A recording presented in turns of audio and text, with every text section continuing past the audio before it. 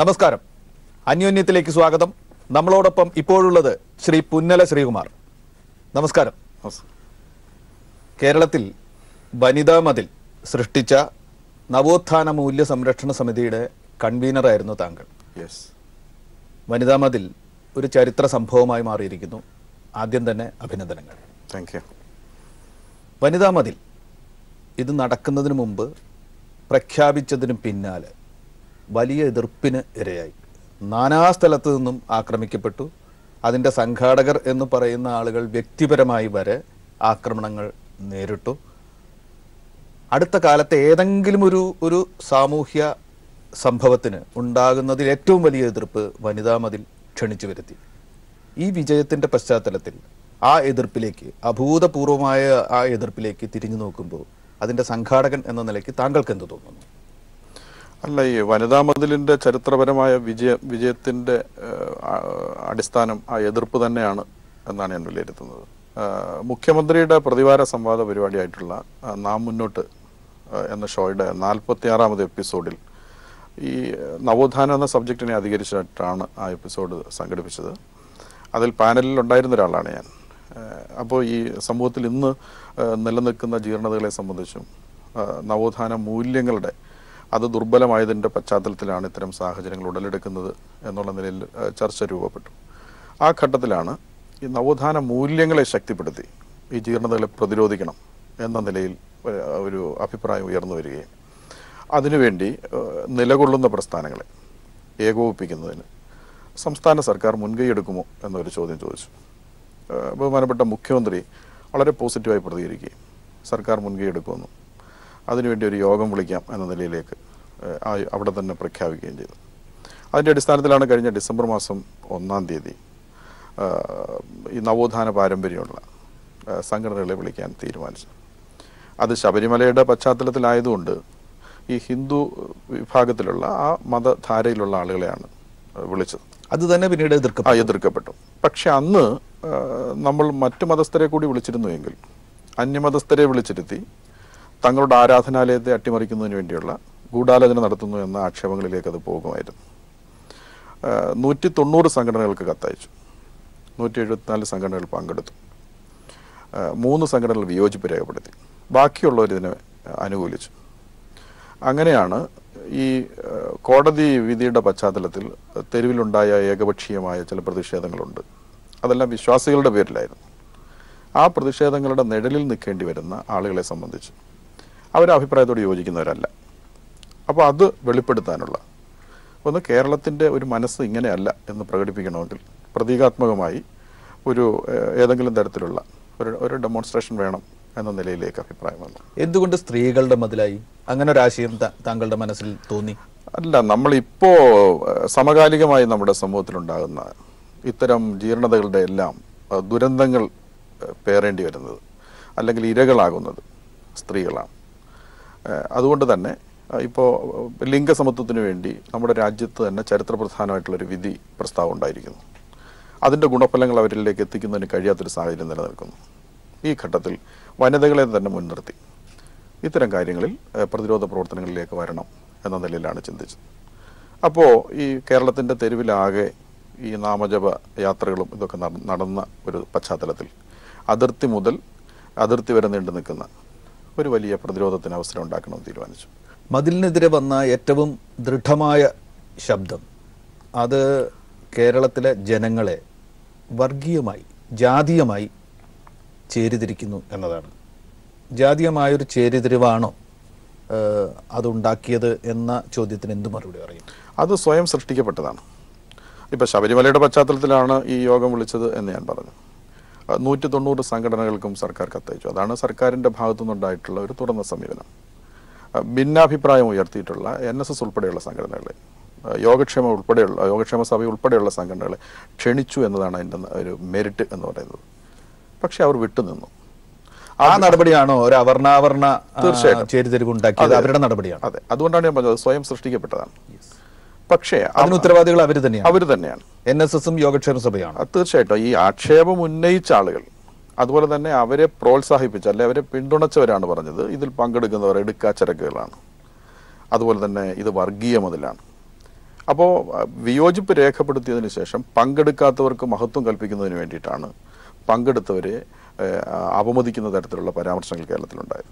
പക്ഷേ താങ്കൾ ശ്രദ്ധിച്ചിരുന്നു എന്നറിയില്ല, ഒരു ദേശീയ മാധ്യമത്തിൻ്റെ ഓൺലൈനിൽ വന്നത് ഇതിൽ പങ്കെടുത്ത തട്ടമിട്ട ഒരു സഹോദരിയുടെ പടം കാണിച്ചുകൊണ്ട് ഇത്തരത്തിലുള്ള ആളുകളാണ് ഈ മതിൽ തീർത്തത് എന്നൊരു പരാമർശം പിന്നീടുണ്ടായി. എന്തു പറയുന്നു? അല്ല, ഈ ഡിസംബർ 1 യോഗത്തിൽ നവോത്ഥാന മൂല്യ സംരക്ഷണ സമിതി എന്ന പേരിൽ ഒരു പ്ലാറ്റ്ഫോം രൂപപ്പെടുകയാണ്. അത് രൂപപ്പെട്ടതിന് ശേഷം അതിൻ്റെ ബ്രീഫിങ്ങിൽ ബഹുമാനപ്പെട്ട മുഖ്യമന്ത്രി അന്ന് തന്നെ പറഞ്ഞു, മുന്നോട്ട് വെക്കുന്ന 3 മുദ്രാവാക്യങ്ങൾ: ഒന്ന്, കേരളത്തെ ഭ്രാന്താലയമാക്കരുത്; മറ്റൊന്ന്, നവോത്ഥാന മൂല്യങ്ങൾ സംരക്ഷിക്കുക; സ്ത്രീ പുരുഷ സമത്വം ഉറപ്പുവരുത്തുക. ഈ മുദ്രാവാക്യങ്ങൾ പ്രഖ്യാപിച്ചതിന് ശേഷം ആരൊക്കെയാണ് പങ്കെടുക്കേണ്ടത് എന്നതിനെ സംബന്ധിച്ചും അന്ന് പരാമർശിക്കുകയുണ്ടായി. മതനിരപേക്ഷ ജനാധിപത്യ നവോത്ഥാന മൂല്യങ്ങൾ കാക്ഷിക്കുന്ന, അത് ഉൾക്കൊള്ളുന്ന മുഴുവൻ പേരും പങ്കെടുക്കണം എന്നാണ് അഭ്യർത്ഥിച്ചത്. ആ അഭ്യർത്ഥനയിലൂടെ അല്ലെങ്കിൽ ആ പ്രഖ്യാപനത്തിലൂടെ ഇത് വർണ്ണവർഗ വിഭാഗീയ ചിന്താഗതികൾക്ക് അതീതമായി ഇത് പിന്നീട് മാറുകയാണ്. ഞാൻ ആമുഖമായി പറഞ്ഞല്ലോ, ആ ഒരു പശ്ചാത്തലത്തിൽ ഇതര മതസ്ഥരെ വിളിക്കാൻ കഴിയില്ല. പക്ഷേ ഇത് രൂപപ്പെട്ടതിന് ശേഷം ഈ നാടിൻ്റെ പൊതു താല്പര്യം സംരക്ഷിക്കുന്നതിന് വേണ്ടി, അല്ലെങ്കിൽ ഈ നാടിൻ്റെ നന്മയ്ക്ക് വേണ്ടി എല്ലാ വിഭാഗം ആളുകളും യോജിക്കണം എന്ന അഭ്യർത്ഥനയാണ് നടത്തിയത്. അത് കേരളത്തിൻ്റെ പൊതുമണ്ഡലം ഏറ്റെടുത്തിട്ടുണ്ട്. അത് ഈ മതിലിൽ പ്രതിഫലിക്കുകയും ചെയ്തു. ഇതിൽ പങ്കെടുത്ത വിഭിന്നങ്ങളായിട്ടുള്ള അവരുടെ വേഷങ്ങൾ കൊണ്ട്, മറ്റ് രീതികൾ കൊണ്ട് നമുക്ക് അത് പ്രകടമായി നമുക്ക് കാണാൻ കഴിയുമായിരുന്നു. അങ്ങനെ മതിലിന് ശേഷം ഉയരുന്ന ചോദ്യങ്ങൾ, മതിലിന് ശേഷം നവോത്ഥാനം വന്നു, മതിലിന് ശേഷം സ്ത്രീകളുടെ ലിംഗപദവി മാറിയോ, സ്ത്രീയുടെ എല്ലാ ആവശ്യതയും പരിഹരിച്ചോ എന്നീ ചോദ്യങ്ങളാണ് ഉയരുന്നത്. എന്താണ് മറുപടി? ആദ്യം തന്നെ ഞാൻ സൂചിപ്പിച്ചത് ശബരിമലയുടെ പശ്ചാത്തലത്തിലാണ് രൂപപ്പെടുന്നത്. ലിംഗസമത്വം ഉറപ്പുവരുത്തുന്നതിന് വേണ്ടിയുള്ള ഒരു മുദ്രാവാക്യം പ്രഖ്യാപിക്കുക വഴി കോടതി വിധി പ്രസക്തമാണല്ലോ. അപ്പോൾ പിന്നെ അതിനകത്തൊരു ആശയ വ്യക്തത ഇല്ലായ്മയില്ല. മറ്റൊന്ന്, ഈ നവോത്ഥാന മൂല്യങ്ങൾക്ക് വേണ്ടി നിലകൊള്ളും എന്ന് പറഞ്ഞാൽ, നവോത്ഥാനത്തെ നാം വിവക്ഷിക്കുന്നത് മത, സാമൂഹിക, സാംസ്കാരിക മേഖലയിലെ പരിഷ്കരണ പ്രവർത്തനങ്ങളാണ്. ആ മതമേഖലയിലെ പരിഷ്കരണ പ്രവർത്തനം വരുമെങ്കിൽ തീർച്ചയായും ശബരിമലയും അതിൽ ഉൾപ്പെടുന്ന കാര്യമാണ്. മതിൽ കഴിഞ്ഞ ഉടനെ പ്രാഥമികമായ ചില കണക്കെടുപ്പ് വന്നു. അതിന് ലോക റെക്കോർഡ് കിട്ടാൻ പോകുന്നു. അതിൻ്റെ നടപടിക്രമങ്ങൾ പൂർത്തിയാവാൻ 2 ആഴ്ച എടുക്കും എന്ന് പറഞ്ഞു. അതിൻ്റെ എണ്ണം 55 ലക്ഷം കവിയും എന്നൊക്കെയുള്ള മട്ടിൽ മതിപ്പ് കണക്ക് ആദ്യം വന്നു. വിശദമായ കണക്കെടുപ്പുകൾ നടക്കുന്നുണ്ടോ? പുതിയതെന്തെങ്കിലും കൃത്യമായ കണക്ക് പ്രഖ്യാപിക്കാനുണ്ടോ? പ്രധാനമായും ഇതിൽ അണിനിരുന്ന 2 പ്രധാനപ്പെട്ട ഗ്രൂപ്പുകളാണ്. ഒന്ന്, ഇടതുപക്ഷ ജനാധിപത്യ മുന്നണി ഇതിൽ പങ്കെടുക്കാൻ വേണ്ടി തീരുമാനിച്ചു. ഇടതുപക്ഷ ജനാധിപത്യ ചേരിയിലെ മഹിളകളുടെ സംഘടന LDWF അത് 30 ലക്ഷം പേരെ പങ്കെടുപ്പിക്കുമെന്ന് പ്രഖ്യാപിക്കുകയും അതിൻ്റെ പ്രവർത്തനം നടക്കുകയും ചെയ്തു. ആ വർഗ ബഹുജന സംഘടനകളുടെ ഭാഗത്തു നിന്ന് പ്രതീക്ഷിച്ചതിനേക്കാൾ വലിയ പങ്കാളിത്തമാണ് ഉണ്ടായത്. ഞങ്ങളുടെ പ്ലാറ്റ്ഫോം പങ്കുവച്ച സംഘടനകൾ ഞങ്ങൾ നടത്തിയിട്ടുള്ള ഒരുക്കങ്ങളുടെ അടിസ്ഥാനത്തിൽ, അതുപോലെ തന്നെ ആളുകളെ പങ്കെടുപ്പിക്കുന്നതിന് വേണ്ടി ഉണ്ടാക്കിയിട്ടുള്ള സൗകര്യങ്ങളൊക്കെ പരിഗണിച്ച് ഞങ്ങൾ ആ കണക്കുകളിൽ നിന്ന് 22 ലക്ഷം ആളുകളെ പങ്കെടുപ്പിക്കും എന്ന് അന്തിമ കണക്ക് പ്രഖ്യാപിച്ചിരുന്നു. പിന്നീട് ഇതിൻ്റെ ക്യാമ്പയിൻ പുരോഗമിക്കുന്ന ഘട്ടങ്ങളിൽ പ്രതീക്ഷിക്കാത്ത, ഇപ്പോൾ ഡിസംബർ 1 യോഗത്തിന് ശേഷം 7ഓളം സംഘടനകൾ പിന്നീട് വന്നു. ഈ ക്യാമ്പയിൻ നടക്കുന്നതിന് തൊട്ട് മുൻപ് തന്നെ കോഴിക്കോട് കേന്ദ്രമായി പ്രവർത്തിക്കുന്ന ഒരു മുന്നോക്ക സമുദായ സംരക്ഷണ സമിതി, ഒരു ശ്രീ CC നായർ എന്ന് പറയുന്ന ആളുടെ നേതൃത്വത്തിലുള്ളൊരു സമിതി പങ്കെടുക്കാൻ തീരുമാനിച്ചു. അപ്പോൾ സംഘാടകരെ പോലും അത്ഭുതപ്പെടുത്തിക്കൊണ്ടുള്ള പങ്കാളിത്തമാണ് ഇതിലുണ്ടായത്. പ്രാഥമിക കണക്കുകളാണ് ഞങ്ങൾ 55 ലക്ഷത്തിന് മുകളിൽ വരും എന്ന് പറഞ്ഞത്. ബാക്കി കണക്കുകൾ വരുന്നതേ ഉള്ളൂ. ഇപ്പോൾ ഇത് ഒരു ലോക റെക്കോർഡിലേക്ക് ഇത് പോവുകയാണ്. അതിൻ്റെ ജൂറി ആയിട്ടുള്ള international jury mister Sunil Joseph എന്നിവിടെ അത് അനൗൺസ് ചെയ്യുകയും ചെയ്തു. നവോത്ഥാന മൂല്യ സംരക്ഷണ സമിതി അതുണ്ടായത് ഈ മതിലിൻ്റെ സംഘാടനത്തിന് വേണ്ടിയിട്ടാണ്. അതോടുകൂടി ആ സമിതി ഇല്ലാതായോ, അതോ അത് നിലനിൽക്കുകയും പുതിയ പ്രവർത്തനങ്ങൾ ഏറ്റെടുക്കുകയും ചെയ്യുമോ? എന്താണ് അതിൻ്റെ കാഴ്ചപ്പാട്?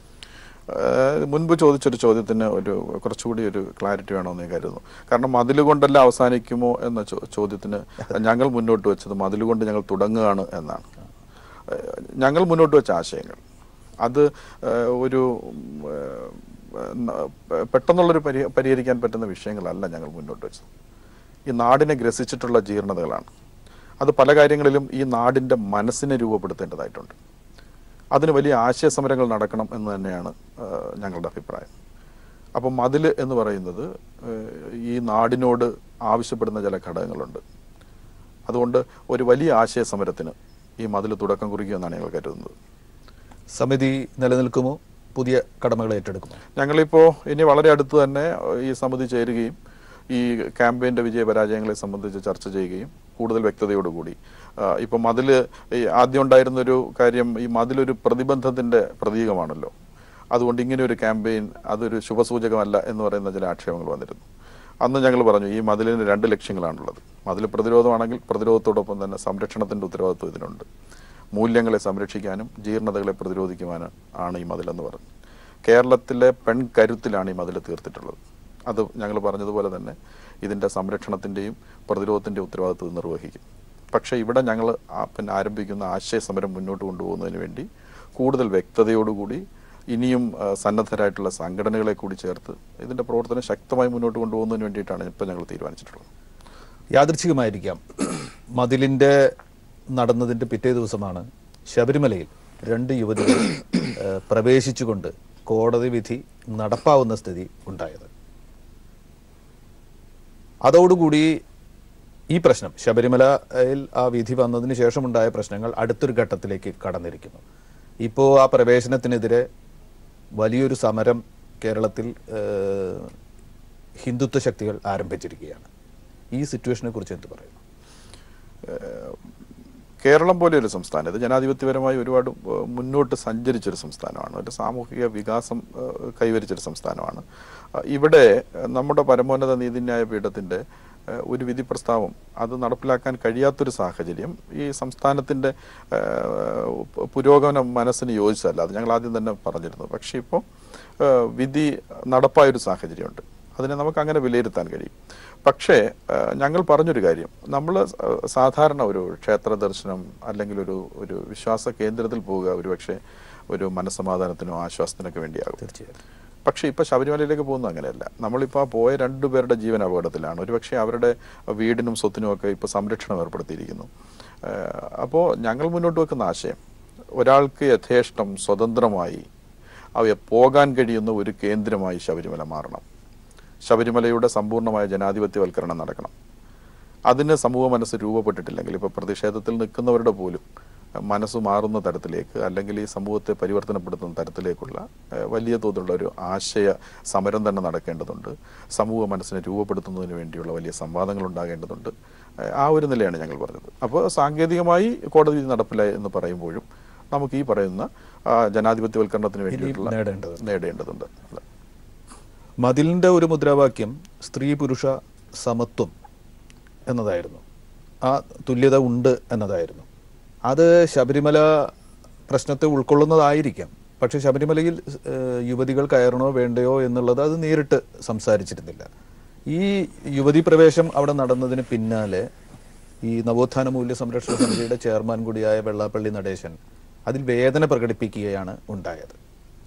മതിലിൻ്റെ സംഘാടകർക്കിടയിൽ ഈ പ്രശ്നത്തിൽ ഒരു ചേരിതിരിവാണോ ഉണ്ടായിരിക്കുന്നത്? എന്താണ് സംഭവിച്ചത്? ഇല്ല, ഞാനങ്ങനെ വിലയിരുത്തുന്നില്ല. അദ്ദേഹം നവോത്ഥാന മൂല്യങ്ങൾ സംരക്ഷിക്കുന്നതിന് വേണ്ടി നിലകൊള്ളും എന്നാണ് പറഞ്ഞത്. ഞാനിന്ന് മാധ്യമങ്ങളിൽ കൂടിയാണ് അദ്ദേഹത്തിൻ്റെ പ്രതികരണം കണ്ടത്.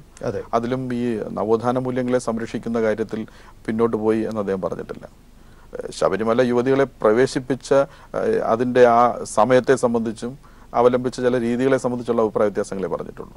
ശബരിമലയിൽ ഈ യുവതികൾ പ്രവേശിച്ചതിന് തൊട്ട് പിന്നാലെ അവിടെ നടന്ന ഒരു ആചാരം എന്ന് പറയുന്നത് തന്ത്രിയുടെ നിർദ്ദേശമനുസരിച്ച് മേൽശാന്തി നടയടയ്ക്കുകയും അവിടെ ശുദ്ധി ക്രിയ നടക്കുകയും ചെയ്തു. യുവതി കയറിയാൽ അശുദ്ധമായി എന്ന സ്മൃതിയുടെയോ അല്ലെങ്കിൽ അവരുടെ തന്ത്ര സമുച്ചയത്തിൻ്റെയോ ഒക്കെ വിധി പ്രകാരം അത് നടപ്പാക്കി. ഇതിനോട് പ്രതികരിക്കുന്നുണ്ടോ? KPMSനെ സംബന്ധിച്ച് വളരെ വ്യക്തമായ നിലപാട് അന്തിമവിധി വരുന്നതിന് മുൻപ് തന്നെ ഉണ്ടായിരുന്നു. ഒരു ഘട്ടത്തിൽ ഈ ഭരണഘടനാ ബെഞ്ചിലെ 2 ജഡ്ജിമാർ, നമ്മൾ വിരമിച്ച ജസ്റ്റിസ് ശ്രീ ദീപക് മിശ്ര അതുപോലെ DY ചന്ദ്രചൂഡ്, അവരുടെ ചില നിരീക്ഷണങ്ങൾ വന്ന ഘട്ടത്തിൽ ശബരിമലയെ ഒരു പൊതു ഇടമായി വ്യാഖ്യാനിച്ചു. എല്ലാം പ്രകൃതിയുടെ സൃഷ്ടിയാണ് എങ്കിൽ, ദൈവത്തിൻ്റെ സൃഷ്ടിയാണ് എങ്കിൽ അതിൽ സ്ത്രീകളും ഉൾപ്പെടും എന്ന നിരീക്ഷണം വന്നു. ഒരു പൊതു ഇടം എന്ന നിലയിൽ അവന് പോകാമെങ്കിൽ അവിടെ അവൾക്കും പോകാം എന്ന നിരീക്ഷണം വന്നു. ഞങ്ങളിതിനെ ഒരു കേവലം യുവതീ പ്രവേശനമായിട്ടല്ല അല്ലെങ്കിൽ ഒരു ലിംഗസമത്വത്തിൻ്റെ പ്രശ്നമായിട്ട് മാത്രമല്ല കാണുന്നത്. ശബരിമലയുടെ ജനാധിപത്യവൽക്കരണത്തിലൂടെ അവിടെ സംഭവിക്കേണ്ടുന്ന ചില കാര്യങ്ങൾ കൂടിയുണ്ട്. ചില കാര്യങ്ങൾ അതിൽ വളരെ പ്രധാനപ്പെട്ട കാര്യങ്ങളുണ്ട്. അത് പൗരോഹിത്യത്തിൻ്റെ കാര്യത്തിൽ, അതുപോലെ തന്നെ അതിൻ്റെ ഭരണപ്രക്രിയയുടെ കാര്യത്തിൽ ഇതെല്ലാം പാർശ്വവൽക്കരിക്കപ്പെട്ട പിന്നോക്ക വിഭാഗങ്ങൾക്ക് കൂടി നിലവിലുള്ള സാഹചര്യത്തിൽ അർഹതയുള്ളതാണ്. ഇപ്പോൾ കൊച്ചിൻ ദേവസ്വം ബോർഡ് 70ഓളം ശാന്തിമാരെ നിയമിച്ചിരിക്കുന്നു. 54 പേര് അബ്രാഹ്മണ ശാന്തിമാരാണ്. തിരുവിതാംകൂർ ദേവസ്വം ബോർഡിൽ 36ഓളം അബ്രാഹ്മണ ശാന്തിമാരെ നിയമിച്ചിരിക്കുന്നു. ശാന്തി നിയമനത്തിൽ ജാതി പാടില്ല എന്ന് സുപ്രീം കോടതി തന്നെ പറഞ്ഞിട്ടുണ്ട്. പക്ഷേ ഇപ്പോഴും ശബരിമലയിലെ മേൽശാന്തി നിയമനത്തിൽ മലയാള ബ്രാഹ്മണരിൽ നിന്ന് മാത്രമാണ് അപേക്ഷ സ്വീകരിക്കുന്നത്. അപ്പോൾ ഇത് യുവതീ പ്രവേശം മാത്രമല്ല, ഈ വലിയ പ്രതിഷേധങ്ങളുടെ പിന്നിൽ തീർച്ചയായും ഈ അധികാര സ്ഥാനമാനങ്ങൾ നിലനിർത്തുന്നതിന് വേണ്ടിയുള്ള വ്യഗ്രത കൂടിയുണ്ട്. അപ്പോൾ ശബരിമലയുടെ ജനാധിപത്യവൽക്കരണത്തിലൂടെ പിന്നോക്ക വിഭാഗങ്ങളുടെ പൗരോഹിത്യത്തിലെയും ഭരണപ്രക്രിയയിലെയും അവരുടെ പങ്കാളിത്തം കൂടിയാണ് ഉറപ്പുവരുന്നത്. അതുകൊണ്ട് ഈ പോരാട്ടത്തിൽ നിലയുറപ്പിച്ചിരിക്കുന്ന വിഭാഗങ്ങൾക്ക് അങ്ങനെ ഒരു നിലപാടേ സ്വീകരിക്കാൻ കഴിയുള്ളൂ. അപ്പം ശുദ്ധിക്രിയയെക്കുറിച്ച് സൂചിപ്പിച്ചു. നമ്മൾ ഈ കേരളത്തിൽ ഇതിനു മുൻപ് ശബരിമല ഒരു ചർച്ചയായി ഉയർന്നു വരുന്ന ഘട്ടത്തിൽ എന്ത് ചെയ്യണമെന്നറിയാം എന്ന് ചില പ്രഖ്യാപനങ്ങൾ വന്നു. അത് പന്തളം കൊട്ടാരവും തന്ത്രി കുടുംബവും ഇങ്ങനെ ഒരു സാഹചര്യം ഉരുത്തിരിഞ്ഞു വന്നാൽ എന്ത് ചെയ്യണമെന്നറിയാം എന്ന് അടച്ചിട്ട് പോകും എന്ന് പറഞ്ഞു. പക്ഷേ അടച്ചിട്ട് പോകുന്ന ഒരു കാഴ്ച കേരളം കണ്ടത് ഗുരുവായൂർ സത്യാഗ്രഹ സമയത്താണ്. അന്ന് ക്ഷേത്രാധികാരിയായിട്ടുള്ള സാമൂതിരി പൂജ മുടക്കി നടയടച്ചു പോയി. പക്ഷേ തിരുവിതാംകൂർ ദേവസ്വം ബോർഡിൻ്റെ പരിധിയിൽ വരുന്ന ക്ഷേത്രം എന്ന നിലയിൽ 949 കവനന്റ് ചർച്ച ചെയ്തു ഈ വിവാദങ്ങളൊക്കെ വന്നപ്പോൾ. ആ കവനന്റിലെ കക്ഷികളെന്ന് പറയുന്നത് തിരുവിതാംകൂർ മഹാരാജാവും കൊച്ചി രാജാവും ഇന്ത്യ ഗവൺമെൻറ്റിൻ്റെ പ്രതിനിധിയായിട്ടുള്ള ശ്രീ VP മേനോനുമാണ് അതിൽ ഒപ്പുവെച്ചിട്ടുള്ളത്. അതിൽ ഈ പന്തളം കൊട്ടാരമോ തന്ത്രി കുടുംബമോ ഒന്നും കക്ഷികളല്ല. വളരെ വ്യക്തമായി പ്രഖ്യാപിച്ചിട്ടുള്ളതാണ് ശബരിമലയുടെ ഉടമസ്ഥാവകാശം അത് ദേവസ്വം ബോർഡിൻ്റേതാണെന്ന്. അതുകൊണ്ട് ആ ഒരു വാദഗതി കേരളത്തിൽ ഇല്ലാതായി. പക്ഷെ ഇന്നലെ ചെയ്തിട്ടുള്ള കാര്യം, സുപ്രീം കോടതി വിധി നടപ്പിലായ ഘട്ടത്തിൽ ഈ ക്ഷേത്രം അടയ്ക്കുക, ശുദ്ധിക്രിയ ചെയ്യുക എന്ന് പറഞ്ഞാൽ രണ്ട് കാര്യങ്ങളാണ്. ഒന്ന്, കൃത്യമായ ഒരു നിയമലംഘനം അല്ലെങ്കിൽ കോടതി ഉത്തരവിനെ ലംഘിക്കുന്ന ഒരു കോടതി അലക്ഷ്യത്തിലേക്ക് ഈ കാര്യങ്ങൾ നീങ്ങിയിട്ടുണ്ട്. മറ്റൊന്ന്, ഒരു പൗരന്, നമ്മുടെ രാജ്യത്ത് ഭരണഘടനയുടെ 17 അനുച്ഛേദം അനുസരിച്ചാണ് ഈ അയിത്തം ഇല്ലാതാക്കിയത്. ഒരു പൗരന് കിട്ടേണ്ടുന്ന അവരുടെ ആ പ്രിവിലേജ് ഉണ്ട്. പക്ഷേ ഇന്നലെ ഈ ശുദ്ധിക്രിയ നടത്തുക വഴി നമുക്കതിൽ വിലയിരുത്തേണ്ടുന്നത് ഞങ്ങൾ മുന്നോട്ട് വെച്ച ആശയങ്ങൾ. കേരളത്തിലേക്ക് യാഥാസ്ഥിതികത്വത്തിൻ്റെ ചില കൽപ്പിത നിയമങ്ങൾ കടന്നു വരുന്നു. ഭരണഘടനയ്ക്ക് മുകളിൽ യാഥാസ്ഥിതികത്വത്തിൻ്റെ നിയമങ്ങൾ അടിച്ചേൽപ്പിക്കാൻ ശ്രമിക്കുന്നു. അതാണ് സമകാലിക കേരളം കാണുന്ന അപകടകരമായൊരവസ്ഥ.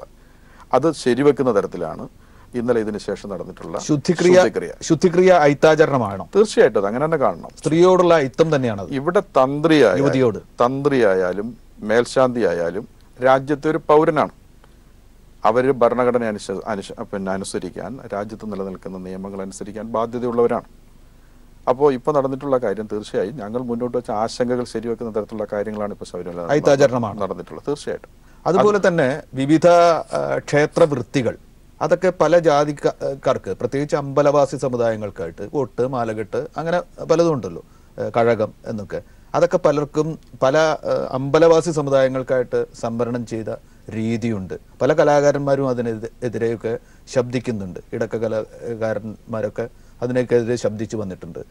ഈ മേഖലയിലും കൂടി അയിത്താചരണ വിരുദ്ധമായിട്ടുള്ള ഒരു കാര്യം നടക്കണം, അയിത്തം ഇല്ലാതാവണം എന്നത് ഈ ജനാധിപത്യവൽക്കരണത്തിൽ അജണ്ടയിൽ നിങ്ങൾ ഉൾക്കൊള്ളിക്കുന്നുണ്ട്? തീർച്ചയായും. നമ്മളിപ്പോൾ സംസാരിക്കുന്നത് കേവലം യുവതീ പ്രവേശത്തിലേക്ക് ഒതുങ്ങുകയാണ്. ഈ കേരളത്തിൻ്റെ ഒരു പൊതുമണ്ഡലത്തിൽ ഇപ്പോൾ നടക്കുന്ന ഈ രാഷ്ട്രീയവൽക്കരിക്കപ്പെട്ട സമരങ്ങൾ അഭിസംബോധന ചെയ്യുന്ന വിഷയങ്ങൾ അങ്ങനെ മാറുകയാണ്. പക്ഷേ ഇവിടെ അതിനപ്പുറത്തേക്ക് ഇപ്പോൾ തിരുവിതാംകൂർ ദേവസ്വം ബോർഡിൻ്റെ കണക്കുകൾ വന്നില്ലേ? അതിൽ തിരുവിതാംകൂർ ദേവസ്വം ബോർഡിൻ്റെ വിവിധ തലങ്ങളിലിരിക്കുന്ന 96% പേർ മുന്നോക്ക വിഭാഗങ്ങളിൽപ്പെട്ടവരാണ്. ഈഴവ സമുദായത്തിന് കേവലം 4% ആളുകളേ ഉള്ളൂ. അതുപോലെ തന്നെ പട്ടിക വിഭാഗങ്ങൾക്ക് 0.32% ഉള്ളൂ. അപ്പോൾ വളരെ നാമമാത്രമായിട്ടുള്ള പങ്കാളിത്തം മാത്രമാണ് ഈ പിന്നോക്ക വിഭാഗങ്ങൾക്ക് ഈ മേഖലയിലുള്ളത്. ഗുരുവായൂർ ക്ഷേത്രം ഉൾപ്പെടെയുള്ള സ്ഥലങ്ങളിൽ ഇപ്പോൾ ബാബു എന്ന് പറയുന്ന ഒരു വാദ്യ കലാകാരൻ ഒരു അർച്ചനയായി പോലും തൻ്റെ സിദ്ധി ഭഗവാന് മുന്നിൽ അവതരിപ്പിക്കാൻ കഴിയാത്ത അവസ്ഥയിലേക്ക് കേരളം നിൽക്കുന്നു. അപ്പോൾ ഞാൻ സൂചിപ്പിക്കുന്നത് ഇത് കേവലം ഒരു യുവതി പ്രവേശത്തിൻ്റെ മാത്രം പ്രശ്നമല്ല. ഈ പ്രതിഷേധങ്ങൾ ഉയർത്തുന്നവർ ഹിന്ദു സമൂഹത്തിലെ ഇനിയും അവശേഷിക്കുന്ന ഈ സ്ഥാനാന്തരങ്ങൾ ജീർണതകൾ ഇല്ലാതാക്കാൻ, ആത്മീയ രംഗത്തെ ജനാധിപത്യവൽക്കരണത്തിന് വേണ്ടിയിട്ടുള്ള ആഭ്യന്തരമായിട്ടുള്ള പരിഷ്കരണ പ്രവർത്തനങ്ങളിലേക്ക് കൂടി നീങ്ങേണ്ടതുണ്ട്. ഇത് നിങ്ങൾ പറയുമ്പോൾ ഈ പക്ഷത്ത് ഹിന്ദുത്വവാദികളിൽ നിന്ന് ഉയരുന്ന കാര്യം ഇതൊക്കെ ഞങ്ങളുടെ ക്ഷേത്രങ്ങളിൽ മാത്രം വെച്ചുകൊണ്ടാണല്ലോ പറയുന്നത്. ഇതര മതസ്ഥരുടെ ആരാധനാലയങ്ങളുണ്ടല്ലോ, അവിടെയും ഈ കാഴ്ചപ്പാട് വെച്ച് നോക്കുമ്പോൾ ഉച്ചനീചത്വങ്ങൾ എന്ന് പറയുന്ന സ്ത്രീക്ക് പ്രവേശനമില്ലായ്മ, സ്ത്രീക്ക് പൗരോഹിത്യം നടത്തുന്നിടത്ത് പ്രവേശനമില്ലായ്മ, അല്ലെങ്കിൽ സ്ത്രീയെ പുരോഹിതരാക്കാത്ത അവസ്ഥ ഒക്കെ നിലനിൽക്കുന്നുണ്ട്. അതിനൊക്കെ എതിരെ ഇവരൊന്നും പറയുന്നില്ലല്ലോ എന്ന് പറയും. അങ്ങനെയുള്ള ആവശ്യങ്ങൾ ഉയർന്നാൽ, അങ്ങനെയുള്ള ആവശ്യങ്ങളുമായിട്ട് ആളുകൾ മുന്നോട്ട് വന്നാൽ അതിൻ്റെ കൂടെ കൈകോർക്കാൻ നിങ്ങളൊക്കെ തയ്യാറാണ്? തീർച്ചയായിട്ടും ഉണ്ടല്ലോ. നമ്മൾ കാണുന്ന ഒരു അവസ്ഥ എന്താണ്? ആദ്യം അവിടെ നടക്കട്ടെ, പിന്നീട് ഇവിടെ നടത്താമെന്നുള്ള നിലയിലാണ്. അപ്പൊ അങ്ങനെ തീരുമാനിച്ചവരടുത്ത് നടക്കും? അല്ല, അങ്ങനെ നടക്കില്ല. ഞങ്ങളിപ്പോൾ എന്താണ് ചെയ്യുന്നത്? ആഭ്യന്തരമായി ഹിന്ദു സമൂഹത്തിൽ ഒരു വലിയ മാറ്റത്തിന് വേണ്ടി, ഒരു വിപ്ലവത്തിന് വേണ്ടി ഞങ്ങൾ നിൽക്കുകയാണ്. അതുകൊണ്ട് ഞങ്ങളുടെ ഇപ്പോഴത്തെ ഒരു വിലയിരുത്തൽ എന്താണ്? ഞങ്ങൾക്ക് മറ്റ് മതധാരയിലെ പരിഷ്കരണത്തെക്കുറിച്ച് പറയാനുള്ള മോറൽ വോയിസ് ഇപ്പം ഞങ്ങൾക്കുണ്ട് എന്നാണ് ഞങ്ങൾ കരുതുന്നത്. തീർച്ചയായും ഞങ്ങൾ അഭിപ്രായം പറയും.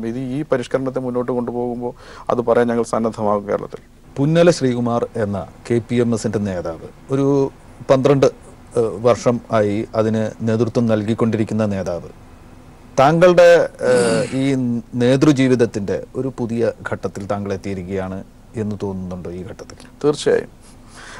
എൻ്റെ അച്ഛൻ KPMSന്റെ താലൂക്ക് യൂണിയൻ തലത്തിലെ ഒരു നേതാവായിരുന്നു. അച്ഛൻ അധ്യാപകനായിരുന്നു. എവിടെയാണ് താങ്കളുടെ സ്ഥലം? ഞാൻ പത്തനാപുരം എന്ന് പറയുന്ന അവിടെയാണ് ഈ പുന്നല, കൊല്ലം ജില്ലയിൽ. ചെറുപ്പകാലത്ത് ഞാൻ അച്ഛൻ്റെ സംഘടനാ പ്രവർത്തനം കണ്ടാണ് വളരുന്നത്. അച്ഛൻ്റെ പേരെന്താണ്? സുകുമാരൻ എന്നാണ്. അങ്ങനെ അച്ഛന് എൻ്റെ ചെറുപ്പകാലത്ത് സ്കൂൾ അധ്യാപകനായിരുന്നു. അച്ഛൻ്റെ സംഘടനാ പ്രവർത്തനങ്ങൾക്ക് അന്ന് ഈ ഫോണും ഇങ്ങനെ ഈ വാർത്താവിനിമയ സംവിധാനങ്ങളൊന്നും ഇല്ലാത്ത കാലം, ഈ 15 പൈസയാണെന്നൊരു കാർഡിൻ്റെ വില. അപ്പോൾ കാർഡ് എഴുതുന്ന ജോലിയായിരുന്നു എനിക്കുണ്ടായിരുന്നത്. അച്ഛന് വേണ്ടി കാർഡ് എഴുതുന്നത് അത് തന്നെ വളരെ സ്വാധീനിക്കുകയും, KPMSന്റെ ശാഖകളുടെ അറിയിപ്പൊക്കെ ഈ സർക്കുലറിനൊക്കെ പകരമായിട്ട് എഴുതുന്നത്. അപ്പോൾ എന്നെ സ്വാധീനിക്കുകയും ആകർഷിക്കുകയും ചെയ്തിട്ടുണ്ട്. അമ്മയുടെ പേരെന്താണ്? അമ്മയുടെ പേര് ലീല സുകുമാരൻ. അമ്മ കുടുംബിനിയാണ്.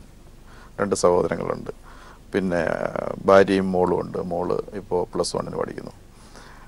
ഞാൻ ഏറ്റവും ചെറിയ പ്രായത്തിൽ KPMSന്റെ യൂണിയൻ സെക്രട്ടറി, ഒരു താലൂക്ക് തല സെക്രട്ടറി ആയാലാണ്. ചെറിയ പ്രായത്തിൽ KPMSന്റെ സംസ്ഥാന കമ്മിറ്റിയിൽ വന്നു. അതിൻ്റെ യോജന ഫെഡറേഷൻ്റെ നേതാവായി. 2006 സഭയുടെ തന്നെ സംസ്ഥാന ജനറൽ സെക്രട്ടറി ആയിട്ട് കേരളത്തിൽ വന്നു. അന്ന് ഞാൻ കേരളത്തിൽ ജനറൽ സെക്രട്ടറി ആയിട്ട് വരുമ്പോൾ SNDPയുടെ ജനറൽ സെക്രട്ടറി ശ്രീ വെള്ളാപ്പള്ളി നടേശൻ, അതുപോലെ തന്നെ NSSന്റെ general secretary Shri PK Narayana Panicker. അന്നൊരു ബേബി ആയിട്ടാണ് ഈ സാമൂഹ്യ മണ്ഡലത്തിൽ ഞാനന്ന് നിൽക്കുന്നത്. ഞാൻ ചോദിക്കട്ടെ, താങ്കളുടെ അച്ഛൻ അധ്യാപകനാണ് എന്ന് പറഞ്ഞു. ആ തലമുറയിൽ തന്നെ അധസ്ഥിതവും അവഗണിതവുമായൊരു സമുദായത്തിൽ നിന്ന് വിദ്യാഭ്യാസമൊക്കെ നേടി അധ്യാപകനായ ഒരു മനുഷ്യൻ, അദ്ദേഹം ആ തരത്തിൽ മാറുമ്പോൾ ഒരുപാട് അവഗണനകളും പ്രശ്നങ്ങളും നേരിട്ടുണ്ടാവുമോ? അദ്ദേഹം എന്തെങ്കിലും പറഞ്ഞു കേട്ടിട്ടുണ്ടോ? ഒരു കാർഷിക കുടുംബത്തിന്റെ അങ്ങനെ ഒരു കാർഷിക കുടുംബമായിരുന്നു എൻ്റേത്. അച്ഛൻ ജോലിയിൽ പ്രവേശിക്കുന്നതിന്റെ തലേ ദിവസം വരെയും കാർഷിക മേഖലയിൽ പണിക്ക് പോകുന്ന ആളായിരുന്നു. കാർഷിക മേഖലയിൽ പണി എന്ന് പറയുമ്പോൾ കൃഷിയിടങ്ങൾ സ്വന്തമായിട്ടുണ്ടായിരുന്നവരായിരുന്നു, തൊഴിലാളികളായിരുന്നു. സ്വന്തമായിട്ട് കൃഷിയിടം ഉണ്ടായിരുന്നു. അങ്ങനെ ചെയ്യുമായിരുന്നു. അച്ഛൻ ആ മേഖലയിൽ നിന്നൊരാളാണ്. സർക്കാർ ജോലി കിട്ടുന്നതിന് മുൻപും ഇത്തരം പണികളിൽ ഏർപ്പെട്ട ഒരാളായിരുന്നു. അദ്ദേഹത്തിന്റെ തലമുറയിൽ എന്ന് പറയുമ്പോൾ അവഗണനകൾ നേരിട്ടിരുന്നല്ലോ അധസ്ഥിതര്. അതിനൊക്കെ അദ്ദേഹം ഇരയായിട്ടുണ്ടോ? അങ്ങനെ സാമൂഹിക അന്തരീക്ഷം ഉണ്ടായിരുന്നെങ്കിൽ എൻ്റെ നാട്ടിൽ അങ്ങനെ അത്രത്തോളം തീവ്രമായിരുന്നില്ല.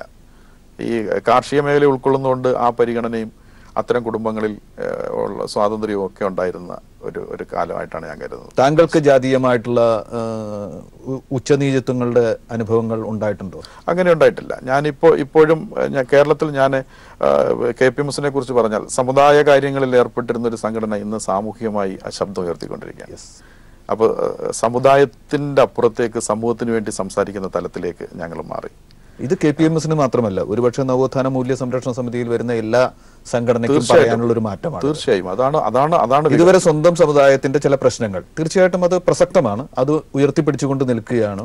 പക്ഷെ ഒരു പൊതുലക്ഷ്യം മുൻനിർത്തി സാമൂഹ്യമായ ഒരു പുനരേകീകരണത്തിന് ഈ സംഘടനകളൊക്കെ വിധേയമായി. തീർച്ചയായും വലിയൊരു ചരിത്രമാണ്.